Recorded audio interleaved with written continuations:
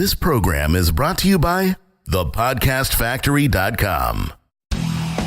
Ben Settle, super practical. I'm not telling people to have a mistress. I'm teaching you, learn the lesson from the people who have a mistress, because there's many business lessons that apply. Pious. There's a part in the book of Revelation where Jesus says, I want you either hot or cold. I'm spewing lukewarm churches out. And I think it's a good way to look at your list. Romantic to his very core. Once in a while, I'll give my girl a present, like a Snickers bar or something. And totes tender. If someone asks you to walk on eggshells, smash the eggshells and let the chips fall wherever they may. Adored by feminists everywhere. It takes a strong woman to admit when she's wrong. Not a judgmental bone in his entire body. I look at all the free information people give just on Facebook and I go, what a bunch of time hose. Has a PhD in armchair philosophy. In the land of dumbasses, the smartass is king. You'll never meet a more sensitive guy. If you really care about people, you shame the hell out of them.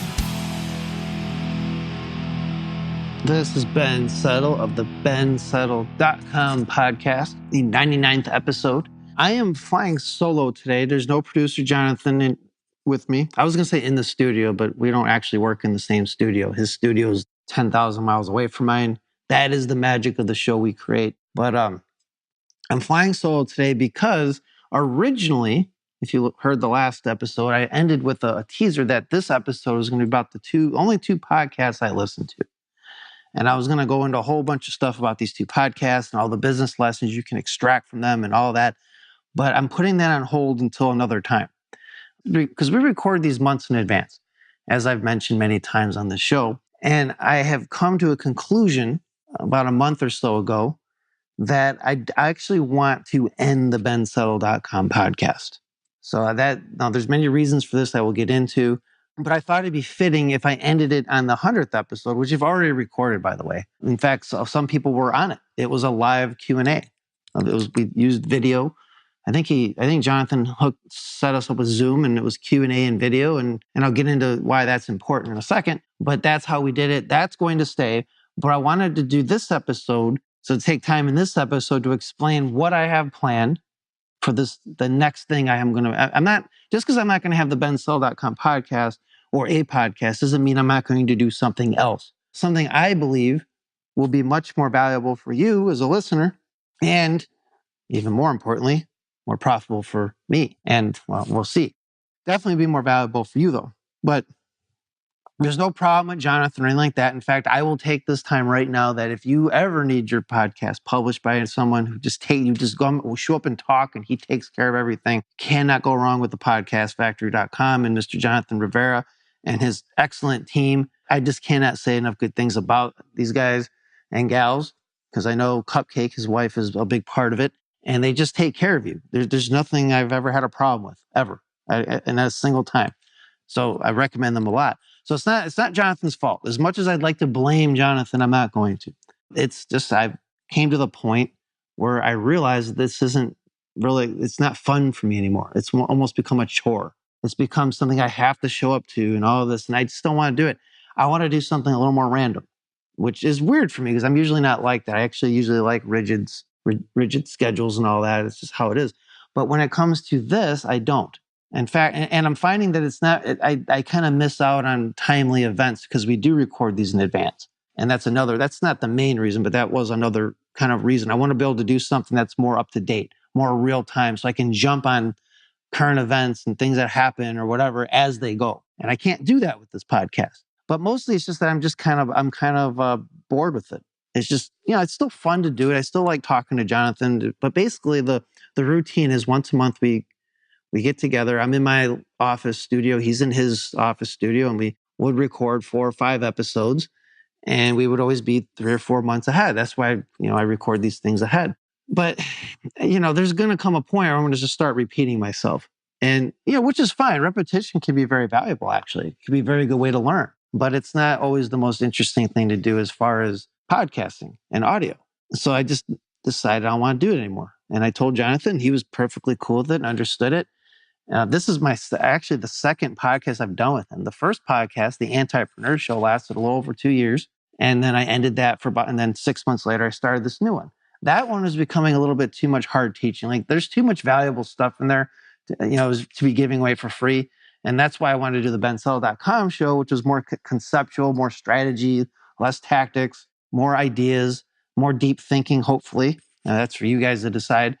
And so it is. But this is kind of run its course too. And I saw that we were coming up on the 100th episode, and we recorded that 100th episode. It dawned on me not long after that the 100th episode, which was a live episode. I mean, you're going to hear it next week as a recording, but it was recorded live on Zoom or whatever. And people could ask me questions during the show. So it wasn't like I do now where I just sit down and I teach a topic or talk about something. It was more like Q&A. Now, what I have planned next is going to be more like that. It's not going to be Q&A, but it's going to have a Q&A component to it. And it's going to be video, most likely, and it's going to be more interactive like that.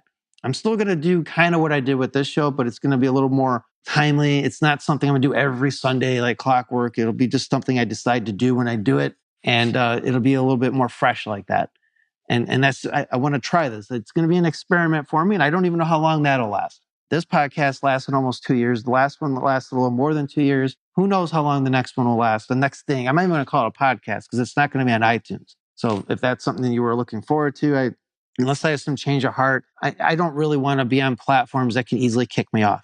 This deplatforming and the incessant thought policing about these platforms, social media and otherwise, it just really irks me. That's why I deleted one of the main reasons I deleted my Facebook account recently. That and the fact that I just realized how stupid, like literally people are stupid. There's no critical thinking going on Facebook. Very little. It's all mob group think. The few people who do have like an alternative point of view on something are quickly, attacked with just literally memes with rhetoric. So whenever someone tries to have dialectic, they're just overrun with rhetoric, which is fun. It can be fun. Don't get me wrong. That can be very fun. I mean, I watched it. I do very little engagement. Did very little engagement on there. I wasn't one of these people that sit there and like argue with people all the time, but I would just watch this. And I just noticed that's what people do. And it's just, to me, it's just an intellectual void. It's just a wasteland. And so it is. I mean, I'm not saying it's right or wrong. I'm just saying it is what it is. Plus, I don't think people just realize just how wicked that platform is. And when I say wicked, I don't mean that like I'm not saying that in some hyped up way. Like I really think there's some evil things going on with that platform. I'm not saying it can't be fixed. I don't think it really will ever be fixed, but there's some stuff with privacy going on and information sharing and information leaks. There's a whole other, I was reading about this recently. There's a whole like thing out there of like pedophiles and stuff that love to like look at people's Facebook, their kids on there and stuff. And, this is how pictures basically get passed around and, images altered and all that. It's just, to me, there's a lot of bad things because of the privacy problems there that have that. So I want nothing to do with it. I'm not telling anyone here to get off it or not, but this is this is the direction I'm going in, is to become less accessible, actually. Less accessible. The only social media I'm really on right now is Twitter. And even that, I probably end up getting rid of eventually too, because I don't like their thought policing either. And in fact, they talked about how they're going to start deciding whether they're going to deplatform you by stuff you do off the platform. So, to me, it's like, I'd rather just be ahead of this stuff. I don't want to rely on it in any way. And that means not being on Apple either. And, I'm not saying you can't use Apple. It doesn't mean I wouldn't use Apple for one while I can, but I'm certainly not going to build a show around it like I've been doing. I'd rather do something else, something I control, something that's not easily gotten rid of and disappeared and digitally ghosted and that sort of thing. So there's many, many reasons why I'm doing it. But the main reason really is I just want to change. These other reasons just kind of help me, prompt me along a little bit. And it's just time. And so the next thing, which I have a name for it, but I'm not going to announce it anytime soon. I don't want some jerk coming around stealing my thunder on this one. Not that the name I have for it's going to be all that, necessarily original or exciting. I just don't like all the incessant copycatting and swiping that goes on in my industry. So if you're on my email list at bensettle.com, you'll be the first to know when the new thing is going. It'll be a solo venture. I'm not going to have a producer or anything like that. There's not going to be any intro and outro music or anything like that. It's just going to be something very much like the next week's episode, in as much as it's going to be more interactive and more timely. And it'll help me sell better to my audience, and it'll help my audience get to know me better and have better options as far as if they want to buy stuff from me. I'm going to teach them stuff that's more timely and relevant to them, because it's going to be their questions in a lot of cases. Again, they're not going to be just Q&A episodes, but that will be a component. But all this comes down to this. I mean, those are all the kind of typical explanations. But I'm going to end this episode with this. And this is just another, to me, what I have planned. And again, there's many moving parts to what I'm doing. So I've only told you a couple things here. I have other stuff planned for this. It's going to help me chi sao my audience better. Now, if you don't know what chi sao is, this is a Wing Chun term. It's a Wing Chun thing. There's a reason why I believe Wing Chun is probably the most effective of all the Kung Fu's. Now, of course, there's people that would say, oh, no, mine's better. Okay, whatever. This is my opinion, all right? My opinion. It's because of this thing we do called chi sao, which is where it's not sparring, but you're with a partner and you kind of make contact depending on which kind of chi sao you're doing, and you're feeling what the other person's doing so you can know what they're doing before they even do it. Now, there's ways to do this. You do it at first, you're kind of doing it in a controlled environment. Eventually, you move on to blindfold, which I've done a couple times, where I can actually literally feel what the person is doing before they do it. It's very interesting. And then, you can do there's other ways where you get into it really advanced, where it's just like a game of cat and mouse. Now, the point is this: when you chi sao, you can feel, what the other person's going to do before they even do it. Right after they've thought of doing it, in that split second, what they're going to do. This is why these old school Kung Fu guys looks like they're really fast. Even though they may be overweight, they may be 80 years old, they may be brittle, they're not very strong, they may be just weak and skinny. It doesn't really matter. They look fast, they look tougher, they look stronger because they feel what the other person's going to do before they even do it. They can feel that movement. They have that sensitivity because of years and decades, in some cases, of chi sao. It's something that I'm still just like a baby at after 3 years of Wing Chun. I'm still just like 3.5 years now. I'm still kind of like just barely even like a toddler with this, but I still can tell like it makes a huge difference. So I can only imagine these guys have been doing it for like 30 years. They can just feel what you're going to do. And so they can respond accordingly and actually take you out before you've even done anything. Well, this is kind of how it is when you email daily. When I email daily, I get to chi sao my list every day. Okay.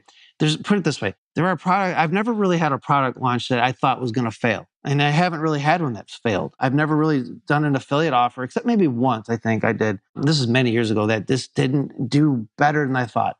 And the reason why is not because I'm some genius or because I'm some kind of like Miss Cleo and Profit or whatever. It's because I know what my list wants after years of daily emailing to them. I get feedback from them every day. People tell me what their problems are. They ask me certain questions. Nobody ever told me to create a copywriting product where they said, Ben, can you please create a copywriting product for Slackers that's really fast, but still lets me write ads that are good enough to make money and all this? No one ever asked that outright, but I knew they wanted that because of the questions and feedback I had gotten over the years. So when I created my Copy Slacker course, it was a no-brainer. And that thing was wildly successful. Put it this way, I ordered 50 or 60 sets because it was, I don't know how much I sold it for, maybe $400 at the time or whatever it was. And maybe I had a discount to like 300 or something, but whatever. I ordered like 50 sets and we ended up getting 180 orders over that weekend. I was like, holy crap. I underestimated how much people wanted, but I knew they did. Same with my Villains book. Nobody ever said, Ben, I need to know, I can't sleep at night until I get a book about persuasion secrets of the world's most charismatic and influential villains. I need something like that. No one's ever mentioned that, but I knew people wanted interesting persuasion stuff and principles that work and that are reliable because of the questions they've asked, the feedback I've gotten, the other products they've bought from me, the products I know they're buying from other people, just from that daily email contact. And same with my 10-minute workday program with AWAI. That was actually their brainchild. That was a result of them chi saoing with their list for years.